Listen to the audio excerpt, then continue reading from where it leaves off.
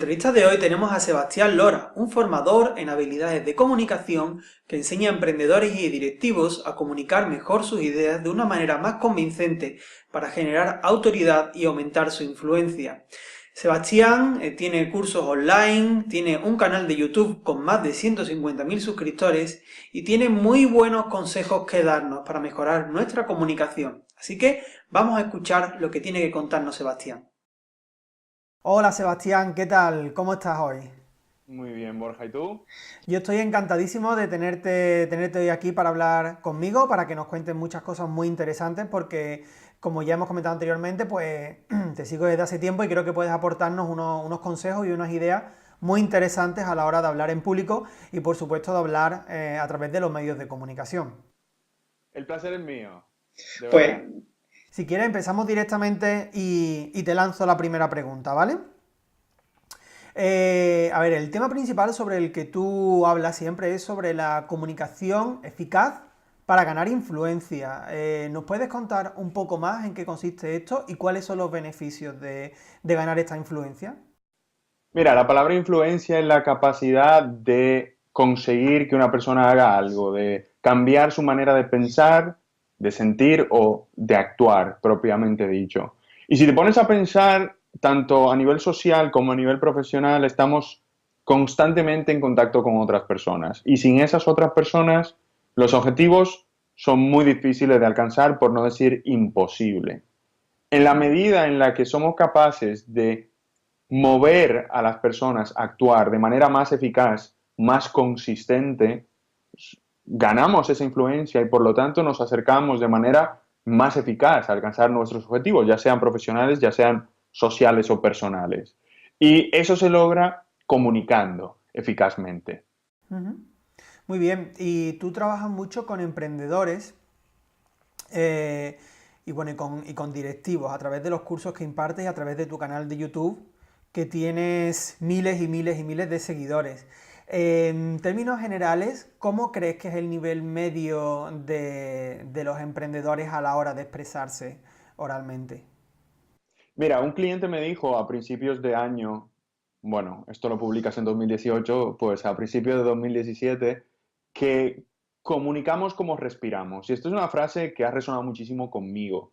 Y lo que quiere decir este señor con esta frase es que hemos aprendido a respirar de manera instintiva, hemos aprendido a comunicar en cierta medida de manera instintiva, aunque instinto probablemente no es la palabra, pero hemos aprendido por imitación. ¿A qué voy con esto? Al menos en España, en los países hispanos, no hay un sistema formativo estructurado en habilidades de comunicación. ¿Qué quiere decir esto? Que la gente de entrada, cuando se lanza al mundo profesional, tiene un nivel o una capacidad de comunicación, entre comillas, instintiva, pero no está a un mayor nivel porque no ha pasado por un sistema o un proceso de aprendizaje, un proceso de mejora de sus habilidades de comunicación. Lo que significa que en términos generales la población en España, sobre todo los mayores a los millennials, porque los millennials ya comienzan a meterse en un proceso de aprendizaje de un montón de cosas más que los mayores a los millennials igual no han hecho de manera tan consciente.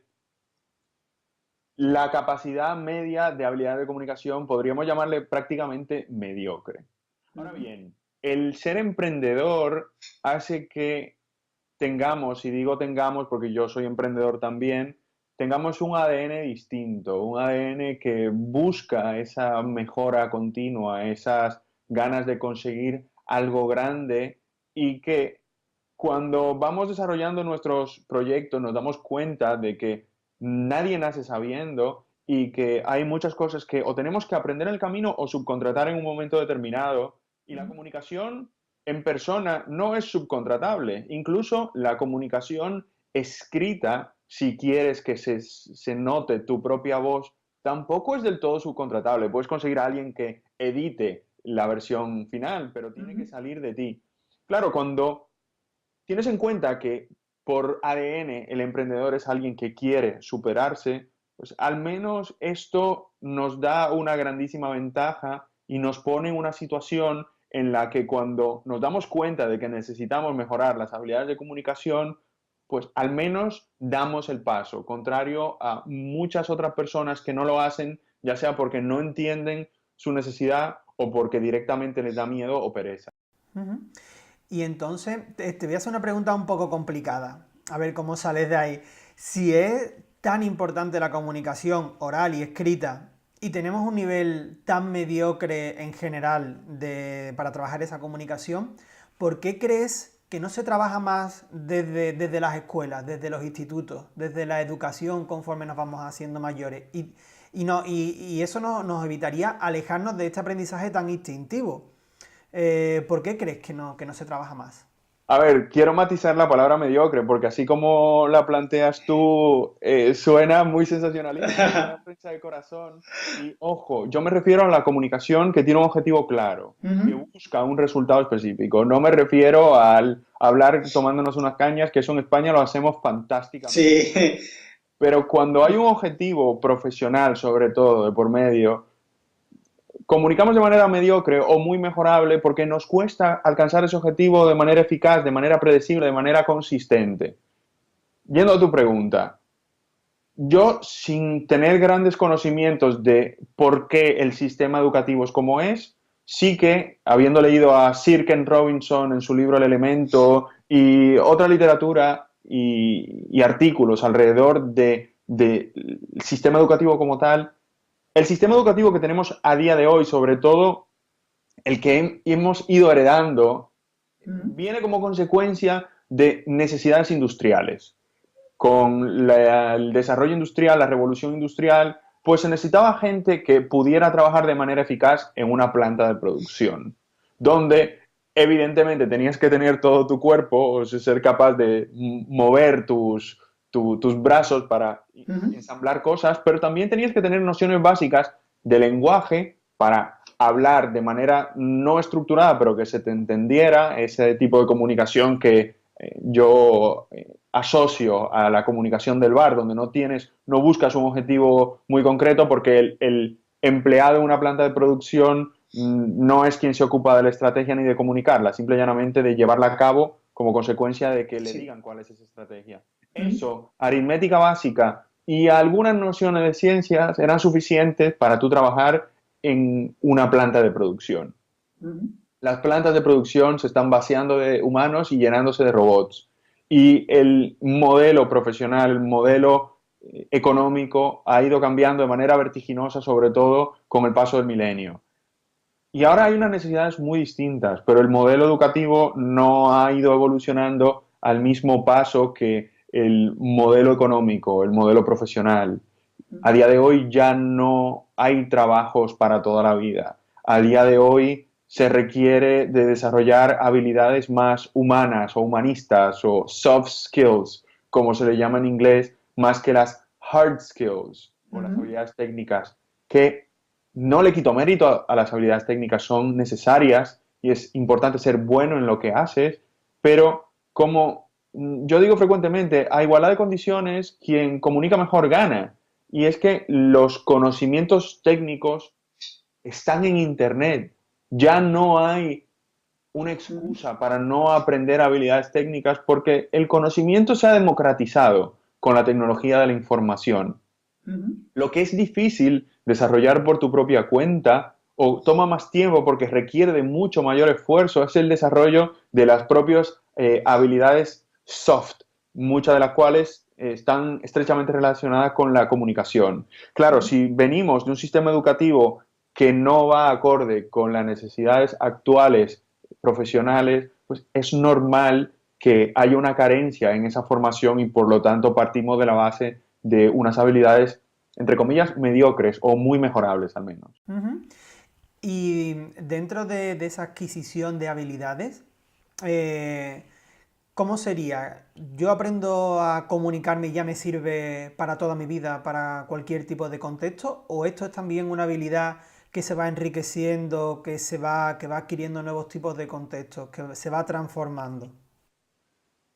Yo no sé si soy capaz de contestar esa pregunta de una manera absoluta, primero porque yo soy un eterno aprendiz y no porque sea mi manera de ver las cosas, sino porque yo no lo sé todo, ni siquiera del área en la que yo me desarrollo profesionalmente. Y el primero que me diga que lo sabe todo sobre su área de expertise, Ujú. comenzaré a dudar de Sí. sus capacidades intelectuales, porque no paramos de aprender. Y esto de las habilidades de comunicación, que está estrechamente ligada con las habilidades sociales, sabiendo que incluso no nos conocemos al 100% a nosotros mismos, Ujú. es imposible conocer al 100% a todas las personas que tenemos enfrente. Cada persona es un mundo. Si esto lo mezclas con que cada situación es un mundo, aquí tienes eh, X a Ujú. la N potencia de Sí. posibilidades de que las cosas salgan de una manera u otra. ¿A qué voy con esto? Que las habilidades de comunicación se van desarrollando poco a poco. Y como dice John Zimmer, que es un compañero en Toastmasters y otra persona que se dedica profesionalmente a enseñar habilidades de comunicación, las habilidades de comunicación es una curva asintótica, donde al principio obtienes unos grandes resultados proporcionalmente, porque basta con incorporar dos o tres cosas y logras unos cambios brutales, pero llega un punto en el que la curva de aprendizaje comienza a estancarse, siempre seguirá aumentando, pero hay un límite Ujú. y eso va poquito a poquito a poquito. Ujú. Claro, en esa búsqueda de la maestría, de la perfección, que es imposible de alcanzar, pero que es importante perseguir, es donde ocurre la magia. Al principio comunicas de manera mediocre, basta con que mejores dos o tres cosas para desmarcarte de la gran mayoría de la competencia, pero luego para posicionarte como un comunicador de altísimo nivel, de calidad mundial o como lo quieras llamar, Ujú. requiere de ese aprendizaje constante y con mejoras prácticamente imperceptibles que Ujú. son más, digamos, filosóficas o reflexivas. Vale. Y ahora vamos a ponernos en una situación concreta, una situación práctica en la que podría encontrarse cualquiera de las personas que nos están viendo ahora mismo. Vamos a suponer que yo voy a dar una charla dentro de 2, 3 horas. Y estoy nervioso, mirando mis apuntes, repasando para que no se me olvide nada y estoy dando vueltas de un sitio a otro por el pasillo. ¿Qué consejos me darías para el antes de la charla, para durante y para el post charla? Mira, yo ese flujo de tiempo le añadiría uno.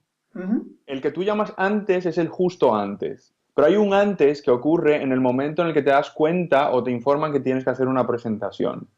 Y ese momento puede ser 2 días antes, puede ser 2 semanas antes, puede ser 2 meses antes, incluso Ujú. un año antes.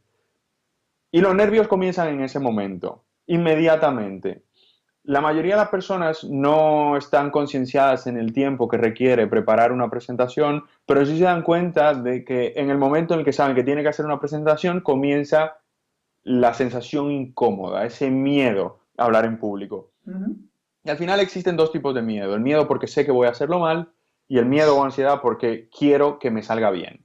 El primero ocurre como consecuencia de una muy mala presentación, una muy mala preparación, disculpa, Ujú. o preparación prácticamente nula o hablar de algo que no sabes. Y si te ves en la situación que me has planteado tú, donde tienes que dar la charla dentro de 1 o 2 horas y no te has preparado lo suficiente, hijo mío, sal corriendo. Ahí hay muy poco que puedas hacer Sí. si quieres que salga medianamente bien. Evidentemente hay personas que tienen mayor don de palabras, son mayor don de gente, son más dinámicos y eso permite que al menos digan algo y dejen a las personas con la percepción de haberse entretenido, sin aportar ningún tipo de valor, porque la gente al final se queda con que, ¿de qué me ha hablado esta persona? Ujú. Por lo tanto, lo primero, básico, absoluto, es prepararse. Y eso implica, pues, pensar previamente en quién es el público, mi objetivo, mi mensaje, estructurar la presentación de manera simple para que la persona que te escucha entienda, pero para que tú también puedas asimilar e interiorizar esa estructura de manera que no te quedes en blanco del todo en el momento de la presentación y luego ensayar, ensayar, ensayar, verbalizar tu presentación Ujú. hasta que esas ideas comienzan a coger forma y salen de manera fluida y no tienes que recurrir a ellas de manera mental. Te salen solas y Sí. puedes conectar con las personas que tienes enfrente en el momento de la presentación. Pero bueno, ha pasado ese momento antes y te has preparado lo suficientemente bien. Llega el momento justo antes, que de manera empírica ocurre el día de la presentación o desde el día antes, cuando ya sabes que es el momento de no retorno, donde ya no puedes hacer ningún cambio adicional en cuanto a estructura de presentación y ya es un trabajo más mental y de relajación y de terminar de verbalizar y ensayar eso que has preparado en tu estructura. Pues aquí yo recomiendo que la gente primero canalice las emociones o acceda a las emociones adecuadas y que busque relajarse. Aquí hay una mezcla de cosas. No quieres relajarte hasta el punto en el que llegas al letargo y eres como un pollo deshuesado frente a las personas. Sí. Pero sí que quieres relajar los nervios cuando son demasiado potentes. Y esa relajación se logra con respiración profunda y meditación. No, meditación, que eso es demasiado happy flower. No, meditación no necesariamente ponerte en flor de loto y en maya. Meditación es tan sencillo como anclarte al momento presente contando los segundos de la respiración. Te apartas 10 minutos antes de tu presentación, te vas al baño, te encierras y comienzas a respirar de manera profunda con una respiración diafragmática que llena toda la circunferencia del estómago y luego termina llenando todo el tronco.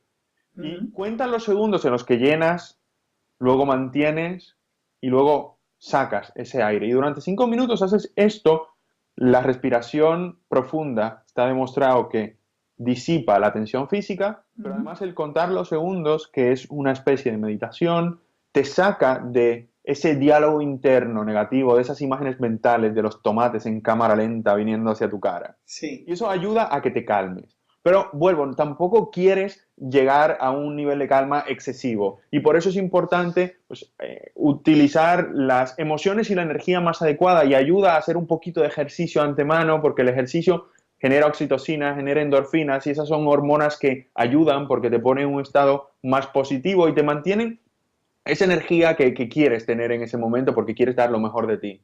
Pero también ayuda el acceder a estados emocionales adecuados. ¿A qué me refiero? Cuando estás ante una presentación y te lo estás pasando muy mal, estás viviendo una situación de miedo. Y el miedo es una emoción que es útil si se utiliza adecuadamente, pero en esa situación probablemente no es la más útil posible. Y para poder acceder a una emoción adecuada, tan sencillo como ponerte en los cascos tu canción favorita. Esa canción favorita que te pone en tu estado más positivo y más enérgico. Sí. Esa canción que te recuerda a tu primer beso, a cuando te graduaste de la universidad, cuando te dieron tu primer trabajo o cualquier otra cosa. Esa emoción que quieres tener en tu presentación, un rato antes te pone la canción en los auriculares y eso ayuda a que te sientas mejor. Pues entonces, ha pasado el momento antes donde te has preparado muy bien, luego ha llegado el momento justo antes donde has conseguido relajarte por un lado, pero luego acceder a las emociones adecuadas, llegas al durante la presentación, el momento en el que vas a comenzar a hablar y aún así sientes nervios y esto es perfectamente normal. Ese primer minuto de la presentación es el más complicado y lo importante es utilizar todas las herramientas que puedas para que ese primer minuto salga bien, porque si todo lo anterior lo has hecho bien, si ese primer minuto sale bien, luego terminas fluyendo y la presentación sale tan bien como te hayas preparado. Para ello, yo siempre recomiendo buscar amigos en el público. ¿Y a qué me refiero con esto? Amigos no siempre significa que vas a tener amigos que conoces en el público, pero siempre va a haber alguien que esté sonriendo, alguien que por propia predisposición, por propia personalidad, es una persona risueña. Y a eso me refiero con amigos, caras amigables en el público. ¿Por qué? Porque el miedo a hablar en público en cierta medida es consecuencia de unas películas que nos montamos asociadas al juicio negativo. Nos da miedo que nos prejuzguen negativamente. Alguien que nos sonríe de manera genuina es prácticamente imposible que nos esté juzgando de manera negativa. Tenía una clienta que me dijo una vez hace mucho tiempo, tenía que hacer una presentación frente a 60 agentes de viajes y estaba muerta del miedo. Llamó a su madre que la notó histérica y dijo, hija mía, tengo que ir contigo porque si no te va a dar algo. Y la madre fue allí y se sentó en segunda fila. Como eran agentes de viajes de diferentes sitios, pues nadie sabía que su madre no era agente de viajes. Y mi clienta comenzó su presentación mirando solamente a su madre. Y luego de 2 minutos mirando solamente a su madre, pues pudo continuar mirando a otras personas porque como se había preparado bien, ese ánimo, esa energía positiva que desprendía a su madre, pues le ayudó a salir del paso y meterse en un estado adecuado dentro de la presentación. Y buscar esas caras amigables en ese primer minuto te ayuda a dar ese primer paso y cuando ves que todo está rodando, ya te vas llenando poco a poco de esa autoconfianza y esa seguridad y eso te permite continuar con tu presentación y ya mirar a otras personas. Pero hay que tener en cuenta una cosa, el que una persona te mire con cara de pocos amigos o que se cruce de brazos o que parezca que está en el móvil, no necesariamente quiere decir que no le interesa, que se está aburriendo o que te odia. En muchas ocasiones la persona que a mí me daba la impresión que me miraba peor era la primera que se me acercaba a felicitarme. Y es que al final estamos predispuestos a juzgar a la gente de una manera mmm, nuestra y no estamos metidos en la piel de esa persona para saber lo que está pasando por su cabeza. Igual tiene frío, igual esa es su cara de prestar atención o igual está tuiteando lo que estás diciendo tú. Por lo tanto, comenzar ese primer minuto buscando esas caras amigables y luego buscar al resto de las personas cuando ya estás metido dentro bueno, cuando ya estás rodando, pero buscando siempre la manera de no prejuzgar desde el escenario, ayudará a que salga bien, a que salgas adelante. Claro, ha terminado la presentación y quieres mejorar. La idea, lo más útil es que alguien te haya grabado y poder ver en vídeo esa presentación y tú mismo juzgar qué tan bien lo has hecho, qué tan mal lo has hecho, cómo puedes mejorar aquello. Ocurre muy habitualmente que terminamos la presentación y sentimos que lo hemos hecho fatal. Y cuando vemos el vídeo nos damos cuenta que, bueno, que no ha estado tan mal. Y eso ayuda a que nos vayamos poquito a poco llenando de mayor seguridad y que el próximo intento lo veamos con unos ojos un poquito más objetivos, menos fatalistas. Pero ese propio vídeo ayuda a que entendamos qué cosas hemos hecho muy bien para seguir potenciando, pero también qué cosas podemos mejorar e ir poquito a poco mejorando una cosa a la vez. Y eso hace que no solamente lo hagamos mejor la siguiente vez, sino que terminemos con una mejor sensación y eso es un círculo virtuoso que hace que nos sintamos más seguros cada vez que salgamos allí a hablar en público. Estupendo, muchas gracias. Yo tuve la oportunidad de ver un taller presencial tuyo en el que dabas algunos consejos y precisamente a mí me tocaba impartir yo otro taller un día después y algunos de estos consejos los apliqué y la verdad es que me fue muy bien. Lo de relajarme antes, me aparté unos minutos, me aparté del mundo unos minutos antes. También me trabajé muchísimo en la introducción, el buscar esta cara amiga y ya luego fluyó todo de una manera mucho más natural. Así que sí que es verdad que son consejos que, bueno, tú lo sabrás y yo lo he vivido en mi propia persona, que funcionan y muy bien. Así que muchísimas gracias. Sí, sí, sí. Me alegro mucho. Sí, sí, sí. Y bueno, yo a veces bueno, a veces no, hablo con mis clientes porque tienen que atender a los medios de comunicación y me encuentro muchas veces que les da miedo hablar con los periodistas, más todavía si se trata de un periodista de radio o de televisión y tienen que hacerlo en directo. Yo les doy mis propios consejos como periodista, pero me gustaría saber qué consejos le darías tú como experto en comunicación a la hora de hablar con un periodista que al final es como si estuviera hablando delante de un auditorio lleno de personas. Mm. Mira, hay diferentes maneras de enfocarlo y es cierto que depende si es en directo que si es grabado. Depende de la persona con la que vayas a hablar, depende de lo que quiera sacar esa persona de ti. Yo creo que lo primero es pedir tanta información como puedas al periodista sobre qué busca esa persona con esta entrevista, qué tipo de preguntas va a hacer, si las comparte contigo mejor, si no las comparte porque hay algunos que prefieren que salga de manera más espontánea, pues bueno, no insistas, pero al menos pregúntale cuál es el foco de lo que vais a hablar y hacia dónde quiere ir con la propia presentación, cuál es ese enfoque, ese tema central del cual se quiere hablar, para que tú de antemano hayas preparado algunos puntos de forma que hayas podido ensayar al menos esas tres ideas que quieres transmitir y sobre todo anticipar posibles preguntas, preguntas difíciles. Y ayuda cada pregunta a enfocarla como un mini discurso. Y un mini discurso o un discurso en general está compuesto en términos generales por una introducción, por un cuerpo y por un cierre. Que si lo queremos llevar a un concepto más marketingiano o más de influencia, que volvemos al inicio de la entrevista, ayuda a hablar en términos de problema, solución, acción. Cuando tú te dedicas a ayudar a emprendedores a salir en medios, pues ¿cuál es su problema? que no consiguen la visibilidad suficiente y eso hace que no desarrollen su máximo potencial y que eso se traduce al fin y al cabo en que su negocio no sale adelante y que no ganan el suficiente dinero y que pierden el cariño que le tienen a esto porque ese amor con el cual estaban intentando sacar esto adelante, pues al final se traduce en que no pueden pagar sus cuentas. Eso es un problemón. Y el problema no es la falta de visibilidad, es lo que eso supone, al fin y al cabo, para esa persona. El Sí. no poder vivir de mi trabajo. La solución, pues nadie mejor que tú para decir esos 3 consejos. Pues la solución para conseguir visibilidad de manera rápida, los 3 primeros pasos que tienes que dar son este y este. Pero no quedarte solamente en el paso en sí o la solución en sí, sino en cómo esto beneficia a esa persona y le acerca a solucionar ese problema y alcanzar ese objetivo que es conseguir un negocio que florezca, un negocio exitoso. Y al final una acción específica. Por lo tanto, si lo que quieres es conseguir visibilidad para tu negocio y de esta manera tener éxito y satisfacción y poder dedicar el tiempo a lo que realmente te importa, haz esto y esto y esto, comenzando por esto ya mismo.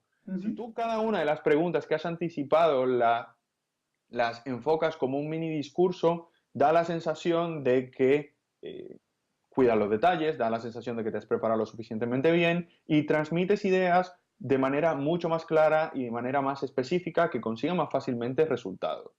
Ahora bien, si bien es cierto que yo creo que la mayoría de las personas no van a herir, puede que haya algún periodista que vaya a hacer preguntas con malas intenciones o al menos preguntas que estén enfocadas en términos negativos y que tú tampoco quieras quedarte en la cabeza de la gente como algo negativo. Y una que ocurre muy habitualmente, sobre todo cliente a proveedor, y que ya me dirás tú cuál es un ejemplo de periodista a entrevistado, es ¿por qué sois tan caros? Esta es una pregunta que si contestas así, sin darle una vuelta, dejarás en la mente de la persona que escucha el que tú reconoces que sois tan caros, pero ¿en qué te basas para decir que sois tan caros? Esta pregunta se queda un poco en el aire y no contextualiza ese ser tan caros, lo que hace que si la contestas tal cual, puedes llevar a la gente a pensar que evidentemente sois tan caros y al final no consigues el cliente que estás buscando. La idea aquí es entender qué quiere saber esta persona cuando te hace esa pregunta. ¿Cuál es la idea clave que está buscando que le ayudes a contestar? Y quien te hace una pregunta de este tipo, lo que quiere es que justifiques tu nivel de precio. Por lo tanto, lo primero es ganar tiempo pensando en qué quiere realmente saber esta persona. En segundo lugar, reenfocar esto para no contestar a la pregunta ¿por qué sois tan caros?, sino parafrasear esa pregunta diciendo ¿cómo justificamos nuestros precios? Esto ya la pone en un lugar neutro, donde sí puedes contestar y no dejar en la cabeza de la gente el hecho de que somos tan caros. Ya a partir de ahí sí que puedes contestar dando evidentemente evidencias, datos que sustenten lo que estás diciendo, y si además puedes contestarlo en términos de un mini discurso con un inicio, un cuerpo y luego un cierre, muchísimo más adecuado. Pero sobre todo, asegurarte que si tú quieres transmitir un mensaje, si tú quieres quedarte en la cabeza de la gente como profesional en algo en concreto y esa pregunta que te están haciendo saca a la gente por la tangente, lo importante es una vez contestas, pues intentar luego derivar esto de vuelta a lo que estabas diciendo. Si te preguntan eso, ¿por qué sois tan caros? Reflexiona sobre qué es lo que quieres saber, que es que justifique los precios. Parafraseas la pregunta diciendo, ¿cómo justificamos los precios que justificamos? Bueno, contestas dando evidencia, diciendo, ya yendo a la finalización de esa contestación, puedes decir, justificamos nuestros niveles de precio comparativamente con la competencia porque ofrecemos un valor diferencial en X, en Y y en Z. Pero al final no te quieres quedar ahí, no quieres quedarte en el hecho de que hablar de tus precios, quieres llevar a la gente tu mensaje, el objetivo que quieres conseguir tú posicionándote como autoridad, como credibilidad, lo que podría llevarte a continuar esa pregunta o esa respuesta diciendo algo así. Al final lo que importa no es la inversión en sí, sino el retorno porcentual. Y cuando el retorno porcentual es mucho mayor, la inversión se justifica. Porque lo que importa es realmente el valor que se le ofrece al cliente. Ese valor que le permite, si vamos a tu caso, ese valor que le permite conseguir la visibilidad en los medios más adecuados para conseguir los mejores clientes posibles, esos que realmente les ayudan a desarrollar su mejor trabajo posible, ganar la mayor cantidad de dinero y mantener ese amor que tienen por su área de expertise. Ujú. ¿Ves cómo haciendo esa pregunta de por qué sois tan caros, le das la vuelta y luego llevas hacia dónde vas? Pues eso ayuda bastante. Ujú. Luego, Sí. evidentemente, hay más cosas, un lenguaje corporal abierto que te permite acercarte a la persona, pero transmitir seguridad. Y al final, si no sabes la No. Ujú. Sí, sí, queda peor. En el caso de los periodistas, prácticamente casi nunca hacen preguntas complicadas. Siempre sí que es verdad que no te pasan las preguntas de antemano, porque eso pertenece, digamos, a la libertad periodística, pero sí que se acuerda la línea que va a seguir la entrevista, como es normal, ¿no? Pero no suelen hacer preguntas complicadas y lo que yo siempre recomiendo a mis clientes es que sean muy proactivos. Si el periodista se queda en tres, cuatro preguntas y ellos creen que pueden dar todavía más, que le aporten ese contenido, que luego le faciliten más información por email, fotografías, es decir, que no se queden cortos, siempre que le den más, porque los periodistas muchas veces van casi a la carrera, hacen tres o cuatro preguntas básicas y ya pasan a otro tema, a otro reportaje que tengan entre manos. Entonces, exprimirse a sí mismo lo máximo posible es lo que yo siempre aconsejo. Ujú. Y por supuesto incorporaré los consejos que tú nos acabas de dar, por supuesto que sí. Pues nada, Sebastián, yo he aprendido como siempre muchísimo de ti. No sé si se te ha quedado algo en el tintero que nos quieras comentar, aunque bueno, hemos echado un ratito muy bueno y hemos apuntado muchísimas cosas. Así todas las personas que vayan a hablar con los periodistas, que sigan los consejos de Sebastián, también los que doy yo en mi blog, por supuesto, y, y los que vayan a dar un taller, una charla, una presentación, pues que también sigan todas las pautas que nos ha dado, que funcionan. Así que nada, lo dicho, muchísimas gracias por estar con nosotros hoy. Gracias a Y ti, Borja, y gracias a ti que estás viendo esta entrevista o escuchándola en tus auriculares. muy bien, pues que pases un gran día y nada, y que sigas cosechando seguidores y seguidoras en tu canal de YouTube. Igualmente, muchas gracias a ti y a todo el mundo que vea esta entrevista. Ha sido un placer estar por aquí y ánimos, Muy bien, muchas gracias, un abrazo grande. igualmente.